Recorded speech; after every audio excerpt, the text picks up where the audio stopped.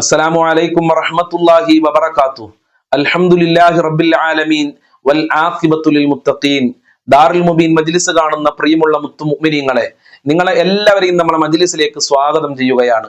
ആദ്യമായി നമ്മളെ ചാനൽ കാണുന്ന മുത്തു മുഅ്മിനീങ്ങളെ സബ്സ്ക്രൈബ് ചെയ്യാനും ബെല്ലൈക്കൺ അമർത്താനും മറക്കരുത് എന്ന് പ്രത്യേകം ഉണർത്തുകയാണ്. ഇൻഷാ അല്ലാഹ് എല്ലാ ദിവസവും രാവിലെ 6 മണിക്ക് നമ്മളെ ചാനലിൽ വിശാലമായ ദിക്ർ ദുആ മജ്ലിസ് ഉണ്ടാവും. ഒരുപാട് ആളുകൾക്ക് സമാധാനവും റാഹത്തും സന്തോഷവും ലഭിക്കുന്ന മജ്ലിസാണ്. കഴിയുന്ന ആളുകളൊക്കെ അതിൽ പങ്കെടുക്കുകയും പുണ്യം നേടുകയും ചെയ്യണമെന്ന് പ്രത്യേകം ഉണർത്തുകയാണ്. പ്രിയമുള്ള മുത്തു മുഅ്മിനീങ്ങളെ, ഇന്നത്തെ മജ്ലിസിലൂടെ നമ്മൾ പഠിക്കാൻ പോകുന്നത് ഭക്ഷണം കഴിച്ച ഉടനെ ഒരിക്കലും ചെയ്യാൻ പാടില്ലാത്ത ചില കാര്യങ്ങളെ കുറിച്ചാണ്. രണ്ടാമത്തെ കാര്യം, ഭക്ഷണം കഴിച്ച ഉടനെ അൽഹംദുലില്ലാ പറഞ്ഞതിന് ശേഷം നാം ഓതേണ്ട വളരെ പ്രധാനപ്പെട്ട 2 സൂറത്തുകളുണ്ട്. അതേതൊക്കെയാണെന്നും ഇന്നത്തെ മജ്ലിസിലൂടെ നമ്മൾ പഠിക്കുന്നുണ്ട്. അള്ളാഹു മനസ്സിലാക്കാനുള്ള തൗഫീഖ് പ്രദാനം ചെയ്യട്ടെ. ഭക്ഷണം കഴിച്ച ഉടനെ ഒരിക്കലും നമ്മൾ ചെയ്യാൻ പാടില്ലാത്ത ഒന്നാമത്തെ കാര്യം ഫ്രൂട്ട്സ് കഴിക്കാൻ പാടില്ല എന്നുള്ളതാണ്. ചില ആളുകളൊക്കെ ഭക്ഷണം കഴിച്ചാലാണ് ഫ്രൂട്ട്സ് കഴിക്കാറുള്ളത്. ശരിക്കും ഫ്രൂട്ട്സ് എപ്പോഴാണ് കഴിക്കേണ്ടത്? ഭക്ഷണം കഴിക്കുന്നതിന്റെ മുമ്പാണ് ഫ്രൂട്ട്സ് കഴിക്കേണ്ടത്. ഇതാണ് വിദഗ്ധന്മാരായ ഡോക്ടർമാര് നമ്മളെ പഠിപ്പിച്ചത്. മാത്രമല്ല മഹാന്മാര് അവരെ കിതാബുകൾ രേഖപ്പെടുത്തിയിട്ടുണ്ട്, ഭക്ഷണം കഴിക്കുന്നതിന്റെ മുമ്പ് നിങ്ങൾ ഫ്രൂട്ട്സ് കഴിക്കണമെന്ന്. ഇന്ന് പല വീടുകളിലും ഭക്ഷണം കഴിച്ചു കഴിഞ്ഞാലാണ് ഫ്രൂട്ട്സ് ടേബിളിൽ കൊടുന്ന് വെക്കുക. അത് തെറ്റാണ്. ഭക്ഷണം കഴിക്കുന്നതിന്റെ മുമ്പ് തന്നെ ഫ്രൂട്ട്സ് ടേബിളിൽ കൊടുന്ന് വെക്കുകയും ഭക്ഷണം കഴിക്കുന്നതിന്റെ മുമ്പ് ഫ്രൂട്ട്സ് കഴിക്കുകയും ചെയ്യേണ്ടതുണ്ട്. ഭക്ഷണം കഴിച്ച ഉടനെ ഫ്രൂട്ട്സ് കഴിച്ചു കഴിഞ്ഞാൽ ഗ്യാസിന്റെ പ്രശ്നം ഉണ്ടാവും, അതുപോലെ തന്നെ ദഹനക്കേട് ഉണ്ടാകും, അതുപോലെ തന്നെ വയറുവേദന പോലെയുള്ള വേദനകൾ ഉണ്ടാകും. അള്ളാഹു കാത്ത് രക്ഷിക്കുമാറാകട്ടെ. അതുപോലെ ഭക്ഷണം കഴിച്ച ഉടനെ ഒരിക്കലും ചെയ്യാൻ പാടില്ലാത്ത മറ്റൊരു കാര്യമാണ് കിടന്നുറങ്ങുക എന്നുള്ളത്. ഭക്ഷണം കഴിച്ച ഉടനെ ഒരിക്കലും കിടക്കാൻ പാടില്ല. മഹാന്മാർ അവരെ കിതാബുകൾ പറഞ്ഞു, ഭക്ഷണം കഴിച്ചാൽ ഒരു 100 അടിയെങ്കിലും നടക്കണമെന്ന്. അതിന്റെ മുമ്പ് നിങ്ങൾ ഒരിക്കലും കിടക്കാൻ പാടില്ല.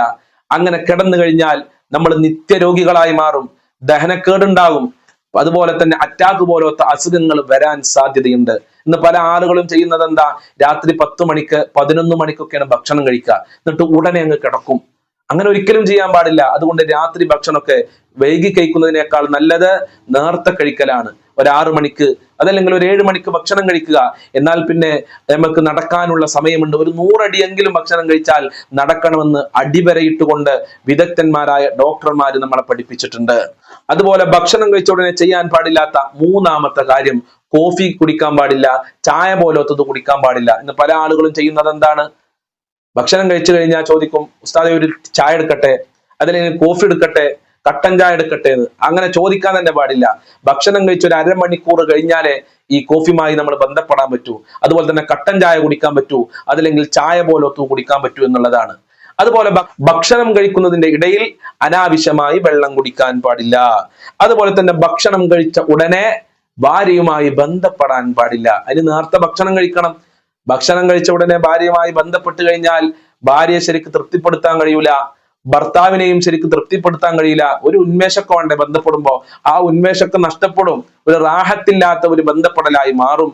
അത് മാത്രമല്ല പെട്ടെന്ന് സ്ഖലനം സംഭവിക്കാനും അത് കാരണമാകും. അതുകൊണ്ട് ഭക്ഷണം കഴിച്ച് അല്പമൊക്കെ വിശ്രമിച്ച് ഒരല്പം നടക്കലൊക്കെ കഴിഞ്ഞിട്ടാണ് ഭാര്യയുമായി ബന്ധപ്പെടേണ്ടത് എന്ന് പ്രത്യേകം ഞാൻ ഓർമ്മപ്പെടുത്തുകയാണ്.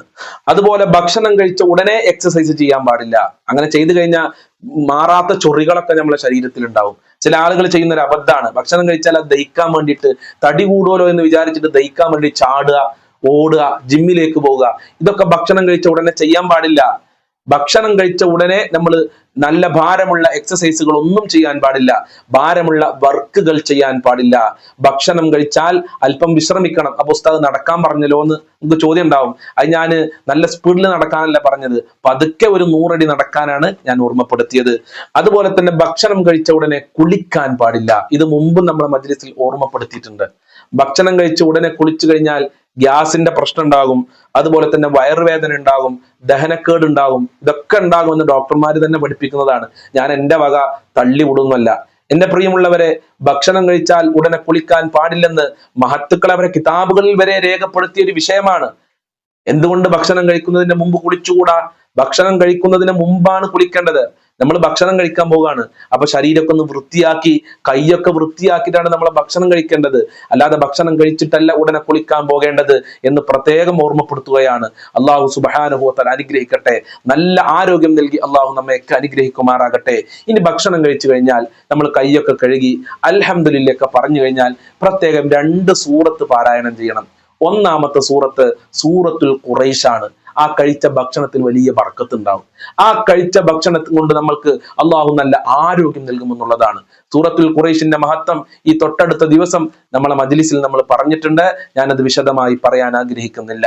അതുപോലെ തന്നെ മറ്റൊരു സൂറത്താണ് സൂറത്തുൽ ഇഖ്ലാസ്. പരിശുദ്ധ ഖുർആനിലെ അത്ഭുതങ്ങളുടെ കലവറയാണ്. എത്ര പറഞ്ഞാലും മഹത്വം തീരാത്ത ഒരു സൂറത്തുണ്ടെങ്കിൽ അത് സൂറത്തുൽ ഇഖ്ലാസ് ആണ്. സൂറത്തുൽ ഇഖ്ലാസിന്റെ ആശയവും ആദർശവും പഠിപ്പിക്കാനാണ്, അതിന്റെ അർത്ഥം പഠിപ്പിക്കാനാണ് സർവ്വ അമ്പിയാക്കളെയും അള്ളാഹു സുബ്ഹാനഹു വ തആല പറഞ്ഞയച്ചിട്ടുള്ളത്. സൂറത്തുൽ ഇഖ്ലാസിന് ഇത്ര മഹത്വം കൊടുക്കാനുള്ള കാരണം എന്താണെന്നറിയോ?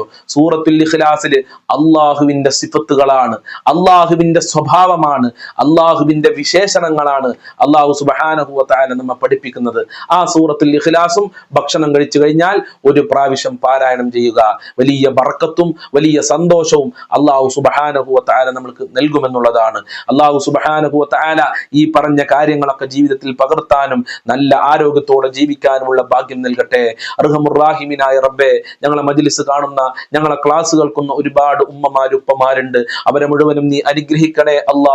അവരെ മുറാദുകൾ ഹാസിലാക്കി കൊടുക്കണേ അല്ലാ. രാവിലെ 6 മണിക്ക് നടക്കുന്ന ഞങ്ങളുടെ മജ്ലിസ് കാണുന്ന ഒരുപാട് ഉമ്മമാരുണ്ട്. അതിൽ പല ആളുകളും ദുആ കൊണ്ട് വസിയത്ത് ചെയ്തിട്ടുണ്ട്.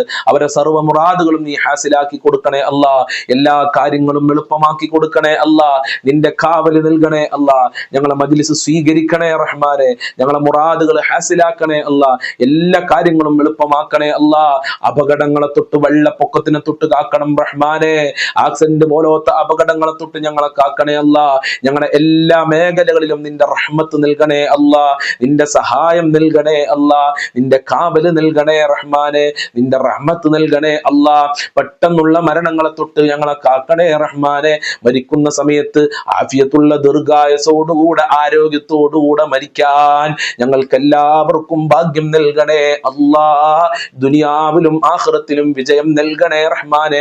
ഞങ്ങൾക്കും ഞങ്ങളുമായി ബന്ധപ്പെട്ടവരാരൊക്കെയുണ്ടോ എല്ലാവർക്കും ആഫിയത്തുള്ള ദീർഘായുസ്സും ആരോഗ്യവും ഇസ്സത്തും ഖുവത്തും സാമ്പത്തികമായ അഭിവൃദ്ധിയും നൽകണേ അല്ലാ. കടങ്ങളെ തൊട്ട് ഞങ്ങളെ കാക്കണേ അല്ലാ. ഒരാളുടെ മുന്നിലും കൈ നീട്ടേണ്ട അവസ്ഥ ഞങ്ങൾക്ക് വരുത്തല്ല റഹ്മാനെ. ഇൻഷാ അല്ലാഹ് മജ്ലിസ് അവസാനിപ്പിക്കുകയാണ്. ബിഫദ്ലി സ്വല്ലല്ലാഹു അലാ മുഹമ്മദ് സ്വല്ലല്ലാഹു അലൈഹി വസല്ലം. സല്ലല്ലാഹു അലാ മുഹമ്മദ് സല്ലല്ലാഹു അലൈഹി വസല്ലം. അല്ലാഹുമ്മ സ്വല്ലി അലാ മുഹമ്മദ് യാ റബ്ബി സ്വല്ലി അലൈഹി വസല്ലിം. അസ്സലാമു അലൈക്കും വറഹ്മത്തുള്ളാഹി വബറകാതുഹു.